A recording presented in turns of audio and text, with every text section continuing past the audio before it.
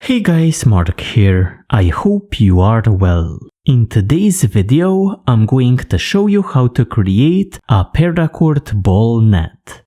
So let's take a look at how such a net is used. We take a ball and we place it into our net.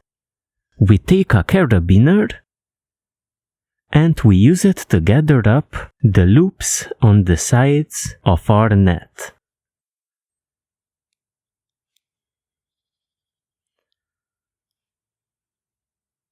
And this locks together the net, making it ready to be used. So, what are the applications for our net? The net makes it easier to handle the ball. Here you can see how you can transport the ball hands-free by attaching it onto a backpack. And here you can see how easy it is to store balls in nets. They don't roll away and you can easily find them. You can make the net bigger or smaller depending on the size of the ball that you're making the net for. So in our case, we're going to be making a fairly large net for a basketball. You can make a smaller net by using less cordage and making smaller loops. The technique stays the same. Let's take a look at the supplies needed. As far as supplies go, the first thing that you're going to need is 4 pieces of paracord. These, in my case, are about 5.5 to 6 feet long. This is enough to make a net for a basketball. If you're covering a smaller ball, you can use a bit less cord. Next, you're going to need a carabiner. This one is used to close the net and allows you to hang your net off of various objects.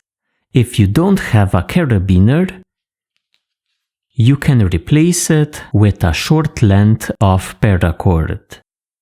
The third item which you're going to need is a metal ring. This one allows you to start your project in a neat way. So this is going to be the bottom or the center of the net. We're going to attach our cords onto our ring and then make our net.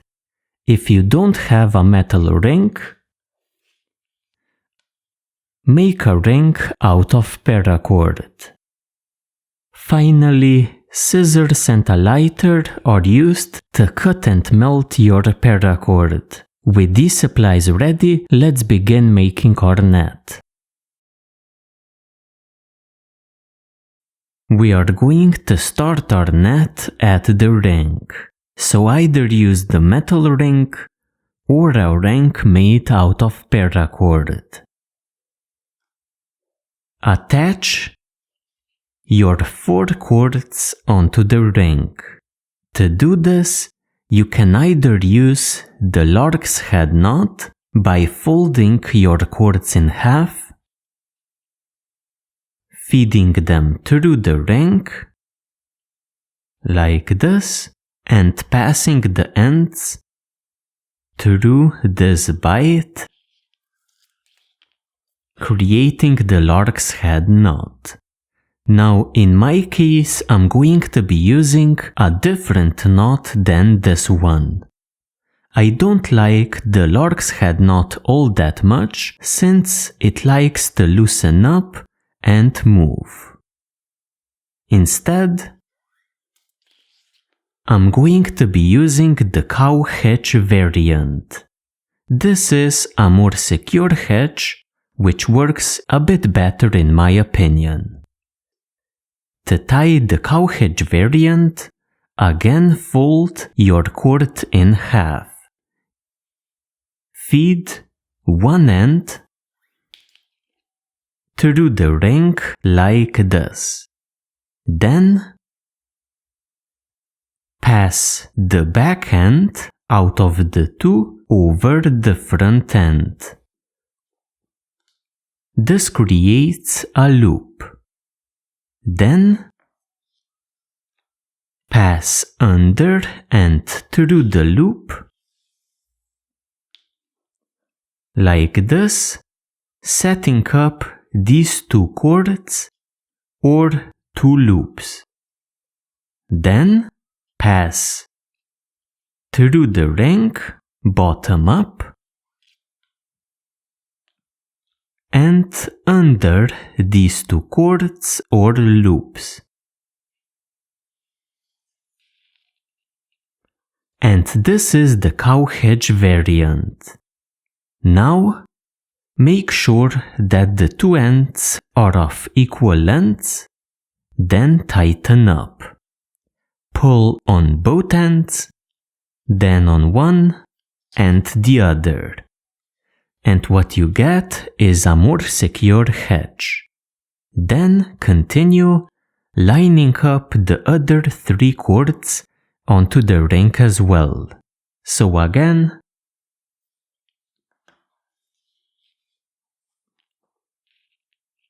fold your cord in half, feed one end through the ring, like this, pass the back end over the front end, under and through the loop to create these two cords. So two loops. Then pass under and through the ring,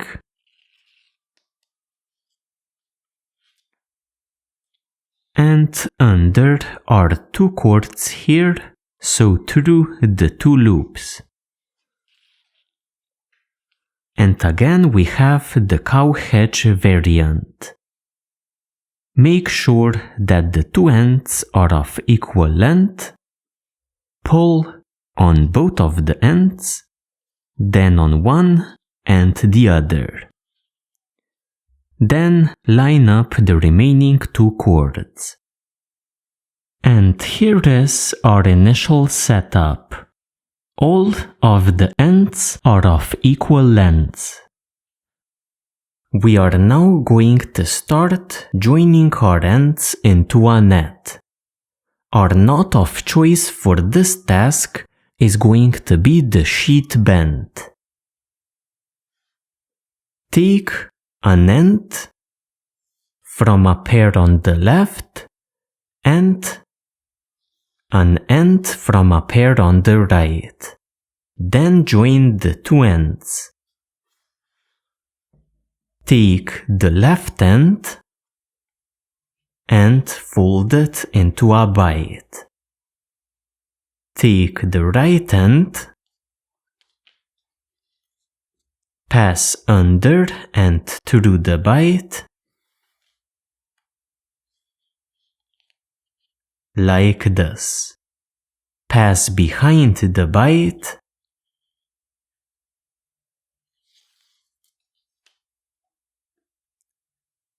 like this, then under the top strand.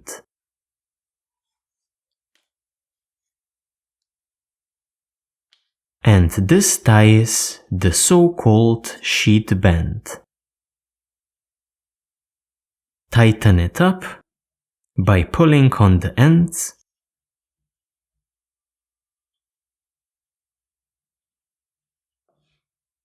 and make sure that the two ends are of equal length.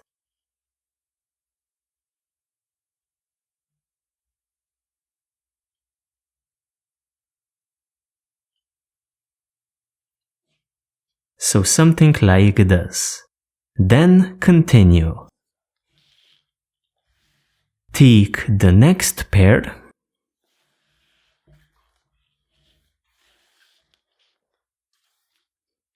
so one from the pair on the left, one from the pair on the right.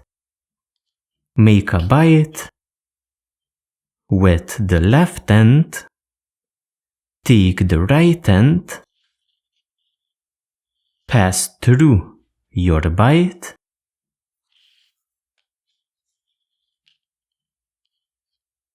like this. Pass behind your bite and under this top strand.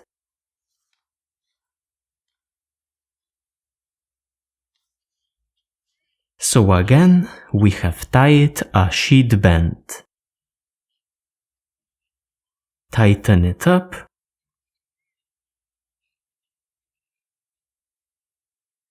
and again make sure that the two ends are of equal length.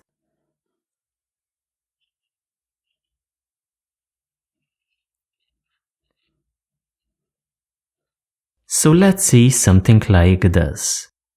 This loop or opening should be about the same size as the previous one. Then simply continue with the remaining ends, joining these two together and these two as well. This is what you should have after joining the ends together. So 4 openings or loops. We're going to continue with the next set.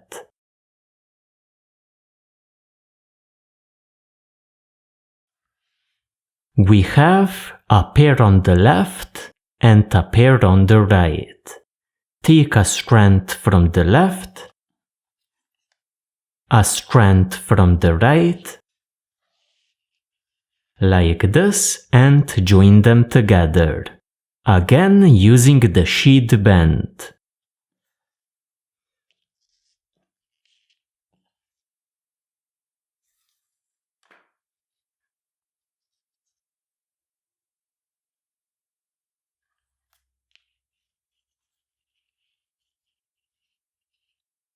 Like this.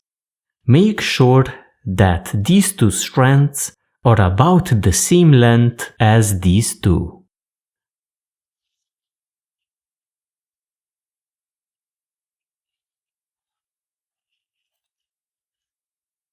So something like this.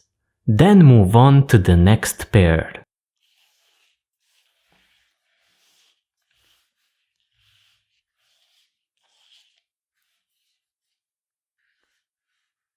Again, a strand from the left and a strand from the right. Tie a sheet band.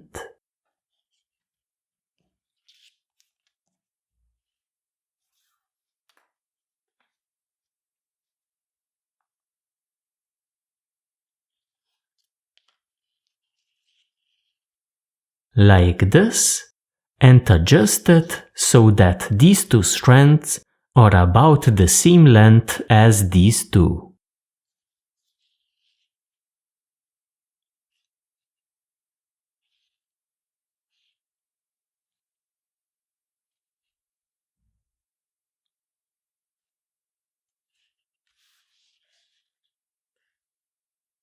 So something like this. Basically, we are creating diamond shapes. Continue with the remaining strands. After joining my ends together 2 times, I'm going to get a square-shaped net. I'm going to join my ends together for a 3rd and final time. Again, taking a strand from the left side and one from the right side. The 3rd time, joining the 2 ends is going to be a bit different.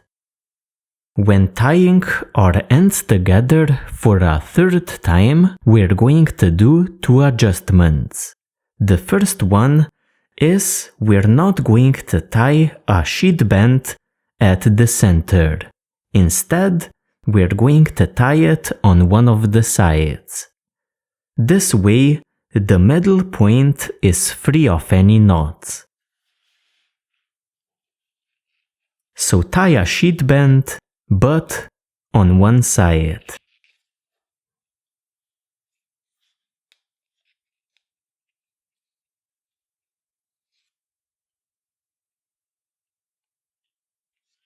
Like this.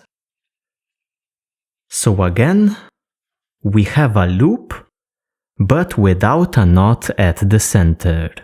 The second adjustment is that we're going to do a second turn around our bite. So come around and under the standing hand. Like this, and this creates the so-called double sheet bend. It is much more secure, which is needed since this loop is going to be under a bit of stress. Then simply tighten up, like this, creating one of your loops. Then do the same with the other ends. So these two,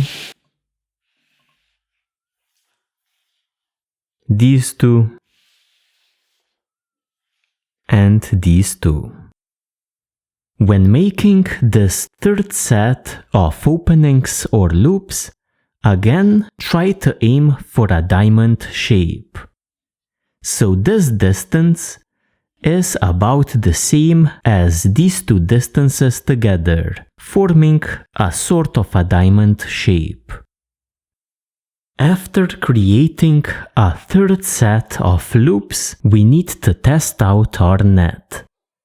Take your ball, place it to the middle of your net. Take a carabiner and bring your final 4 loops up and hug them together.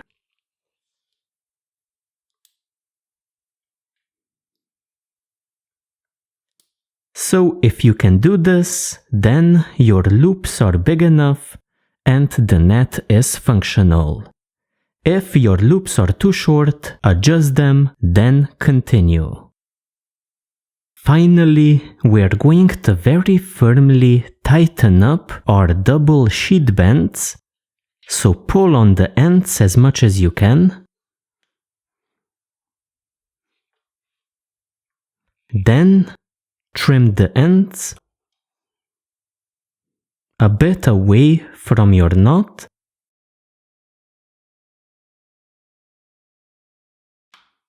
And melt them.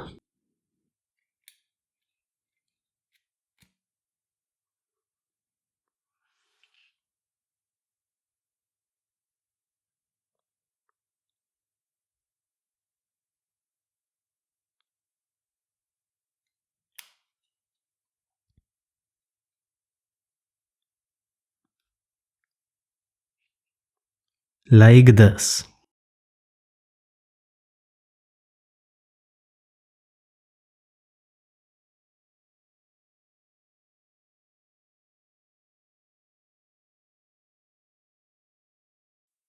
After cutting and melting all of the ends, your project is finally complete.